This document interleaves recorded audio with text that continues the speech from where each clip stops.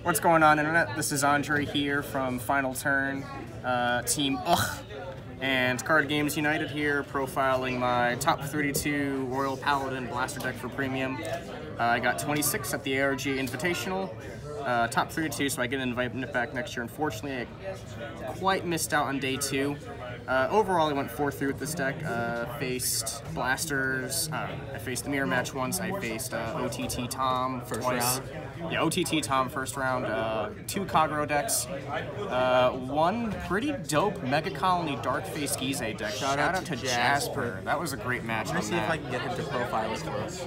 Yeah. Yeah, it was actually a pretty good. It was actually a pretty dope deck profile. Definitely the best match I had at the event. Yeah, we'll see if we can get it up here. I think I forget my other matches. Like 2 Kagero, 2 Toms, 1 Mega Colony, 1 Mirror Match. The other one was Victor. So overall, this deck is obviously pretty potent in this meta. It's got a very good early game, obviously, with the Flogels. Got a lot of toolboxing options in it. The hardest matchups, I would probably have to say, would be OTT Tom, honestly. Just because they have a lot of guard they can build up, especially if they go first, so it can be pretty hard to break through their hand. The Kagero matchup wasn't that bad. You just have to be careful of if they can defeat Flare back row Flogels or not. And other than that, yeah. Get into the profile, I guess. Alright, so we'll start with the main deck here. Well, before I start, you got these force markers. Because you need them. Yeah. Give 10k to a circle. So, starter. We're running Grand Post Sage Aaron. So, most people had the debate between like Barkgul and Wingle Brave, and like, oh, if you should use the Barkgul to get the guaranteed Blaster Blade ride, or use the Wingle Brave to get the search off. I decided to go to a different route. I went with this starter because you're running a lot of Alfreds in this deck. So this starter, you kind of blast 1, you put into your soul. If you have an Alfred Vanguard, you can search for any grade 2 or lower card in your deck and call it an open rearguard circle. So it's basically a really good toolbox option. You can get any combo piece you need. You're missing the Blaster Blade, but you got the LaRues and you've got the Flogels. You can call the Blaster Blade, you can call the Flogel out with it, or you can call LaRues or Tarna. Basically just a toolbox, really nice. Got this off a lot. Thank you, shout out to Santana actually for suggesting it. Who also made top 32. Hopefully we can get all the top 32 from Team O. We ended up going, all 3 of our players from Team O made We all got tops. Except for Rogue Rage, because he wasn't invited. 4 copies of Alfred early. You run 4 copies of this because you want to see it the most. Really good rewrite target for Tarna.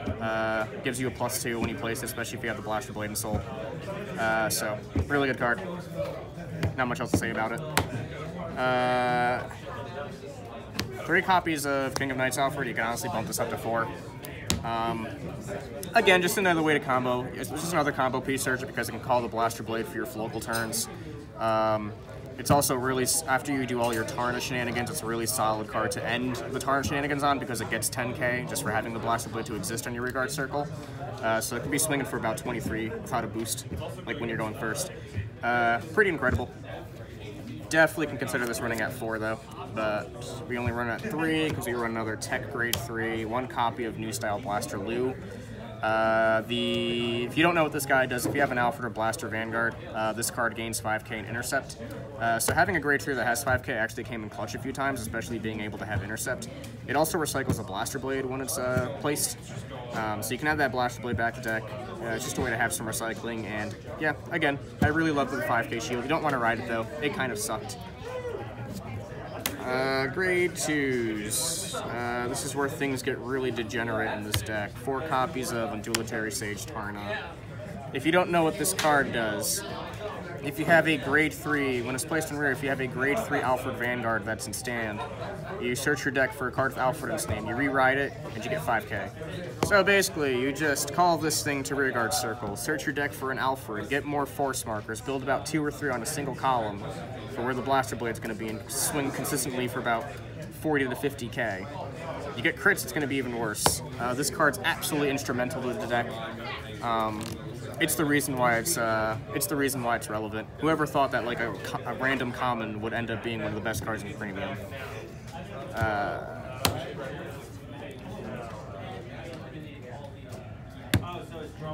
4 copies of Blaster Blade. It's Blaster Blade.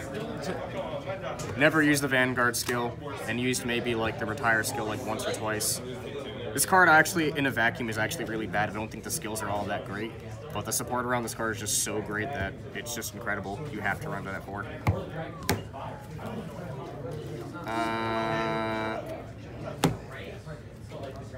3 copies of Lu. This card didn't perform as well as I thought it would going into the tournament. I still ended up running it anyways just because I would be able to search for the Blaster Blade in case you were missing that for a combo. It would also be good for early game rush. Yeah, I mean, especially on a Force Marker, it's actually not that bad because it's swinging for it's gonna swing for 19, or actually probably can't do math right now. You use the Force Marker, and then you can call the Blaster Blade on the Force Marker and have it gain another +10. So it's a solid card, but like I said, didn't do as much work as I thought it would, but I would still keep it at like 2 to 3 in the deck. So this card was MVP. This card is probably the best decision of buying a piece of cardboard I have ever made in my life. So the day before the tournament, it was like Friday, I saw this card in the case, decided to pick up 2, was unsure about it. Turns out, this card was the reason that my deck actually became good. If you don't know what this card does, when it's placed in rearguard circle, you choose 2 cards from your hand, and you place them in rearguard circles. Or you put it into your soul, then you call 2 high beasts to open rearguard circles. This thing can call 2 Flogels out, which is really insane. The cost is a bit iffy, but since this is a rush deck, you really don't care about the cards you put into your soul. It can honestly build up soul. It's also searchable off the starter, so there are ways to get this card out even if you don't open up with it. So I wouldn't run more than 2 just because it can be a little bricky at 3 and 4. You don't want to see it too often. But if you go first and you see this card in your opening hand, and you can get that 2 Flogel combo out, it's going to be pretty hard for the opponent. You might actually kill them before they get right to grade 3. So that's it for the grade 2s. The grade 1s, 4 PGs. We are running 3 of the Alfred Blaster PG, the one that Soul Blasts, and then 1 of the generic PG. So this PG actually came in clutch because since this deck doesn't build a lot of hands, being able to not discard to have a perfect card honestly came in clutch so many times. Situations where I would have died if I ran regular PGs, this ended up saving me, especially in the Tom matchup. This you run because your G-Guard can search it out, and since it doesn't specify it has to be placed from hand, you can call this out with the G-Guard show later in the deck and basically get a PG from deck for free. So, you know, whoever thought that we'd run old-ass PGs, huh? 3 copies of Blaster Friend Barkagles, so I do think that these should be Packles. One thing I think in the tournament is that this deck was a little bit limited because I didn't have access to Packles, so unfortunately I wasn't running Packles. So I ran this card as a substitute. You don't really get the counter charge off that much because you're always going to be on an Alfred Vanguard, but this is basically just a combo piece for the Lu combo. Because you need to have this card specifically with Blaster Friend Barkagle to be able to get the combo off that and Flogel, but I don't know. This card did okay for what I needed it for the Lu combo, but I would have preferred Packle. 3 copies of Stride Fodder. You end up rewriting so much that you have to run Stride Fodder in this deck, so self-explanatory. 2 copies of Wingle Youth. One of these should be a Packle, to be honest. But again, when I didn't have access to the Packles, it was nice to have this as a substitute. Applies on hit pressure. It can help you get a Blaster Blade if you don't have one in the clutch situation because it looks at the top 7 when it boosts or hits. Yeah, it also, you know, gets you a Blaster Blade when you need it. It's also on hit pressure, so it's searchable with Larousse in case you can only do 1 Flogel, so this card isn't too bad even in premium. Onto the triggers. 4 20k heal triggers, or 10k heal triggers. You run the 10ks because you want to maximize why you run this deck over, say, like ZTB or Coral, because you have access to these greater heal triggers. And when you check them early game, you get 10k instead of 5k. It's really difficult for the opponent to deal with. The 20k shield can also come in clutch, say, in like the mirror match, because you don't need a G-Guard to get the full potential out of a heal trigger, so having 20k shield is also really nice.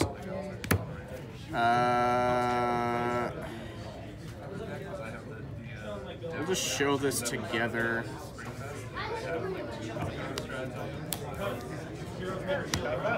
Seven of the new crits, 10k to crit. You check these, you put it all in the blaster blade.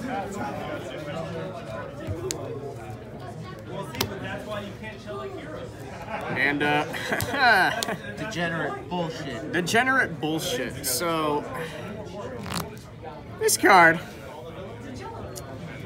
what can I say about this card?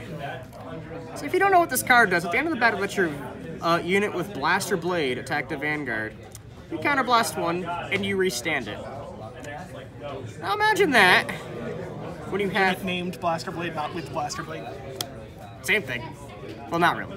But imagine if you have about 3 Force Markers with a Blaster Blade on it, and you have about 2 of these on board because Lure's called to.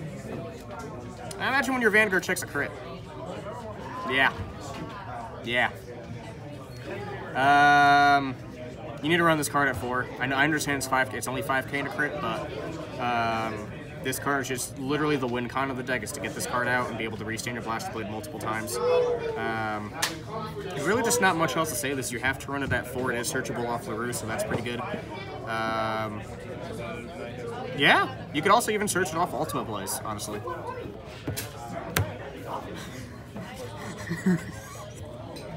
One janky tech stand trigger for the Ultimate Blaze. Shout out to Santana for also shouting this out. Yeah, you run this for the stand. You run this for the Ultimate play. Not much else. So basically, we have 11 crits and 1 stand trigger. G-Zone time. 1 Zeroth Dragon of Zenith Peak Ultima. Use this card actually a lot more than I thought I would. The best play to do with this card is to call a Blaster Blade and the Flogel out. And then stack crits on the Blaster Blade. Fun times. Yeah. Honestly, not much else I can say about it. It's a Zeroth Dragon. It can win you games single-handedly, especially when you rush into it. 2 copies of the Barney the Dragon, or Barney the Dinosaur. You run it for the Link Joker matchup. If you don't know what it does, if you have an Alfred Hart, you just flip a copy of it over, you unlock all of your units. During your turn, early rearguards gain 2k, and it gets 3k for each unit on your field. Yeah, it's just there in case someone's running around with like Chaos, and you run up to it, and you just use this card to make them cry. You can honestly bump it up to 4. Take out 2 of another card I'll talk about. 2 copies of Aerial Divine Knight Alt-Mile. This card I actually hated in G. I'd never used it when I ran Blasters in G. But all of a sudden, Premium, this card became a lot more valuable. Why? Because it can search out Blaster Blade for your Flogel combos. So this card's a really good toolbox option in case you do have the ability to do like Flogel shenanigans, but you don't have the Blaster Blade for it. It can just call the Blaster Blade. And also buff it up by 8k. So I definitely love this card more than actually Premium format, than G format, which is ironic.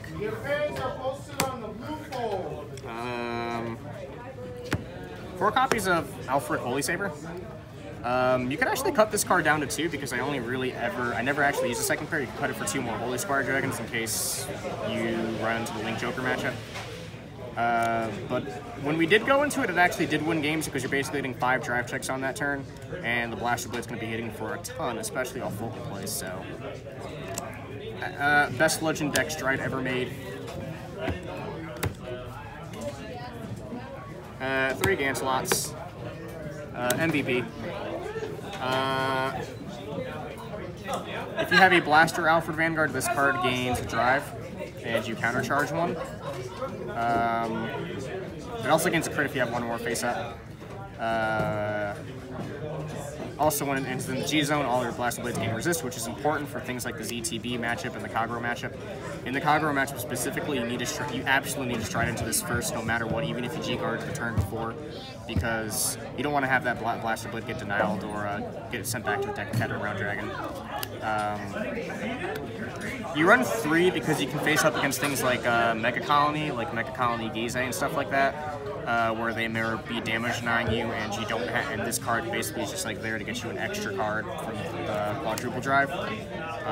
The counter charge also comes in clutch because you can do certain places set your board up, and then this will always be there to guarantee you one counter charge for say a focal play.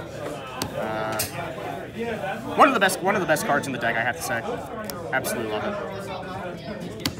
it. G-Guards, not really important, honestly. One little Great Sage Marin. Thins out your deck for Clutch Shield. Can search out the PG for your blaster plays. Not really much else to say about it. This is my go-to G-Guard. I would have wanted to bump this up to 2, but one Maskell, there to rush into Ultima. Also free 10k shield for just doing what Real Paladins does. Not really much else to say about that. One Great Flash Shield Easelet. This is honestly the card I would have wanted to drop for a second card of Marin, because you honestly never really had that much of a field because all the Flogels would go back into your deck. And you didn't want to waste the counterblast on it anyway, so I actually never used this at all in the event, and I think I would have been better off running the second Marin. So that was unfortunate, but I guess this can have its uses. It can maybe come in clutch at some point. I don't know, but it just never really worked that much for me. And then finally, one Dark Element Dismal, because in this deck, Blaster Blade basically becomes the target. So you basically just go into this and you're just like, haha, now you can't attack my Blaster Blade. Joke's on you. Yeah, other than that, you mostly probably just use the heal triggers for its 20k shield on itself. But hey, it's Dismal. You need to protect that Blaster Blade. Sweet. So that's really it for the deck profile. What did you think of ARG Nats as a whole? It was your first time, right? Yeah, it was my first event. It was my first time too. It was cool to get top 32 at my first national tournament. We'll hope for top 16 next year, as I was so close to getting top 16. But hey, all of my opponents are great. You all were great with some fantastic matches. Especially shout out to you, Jasper.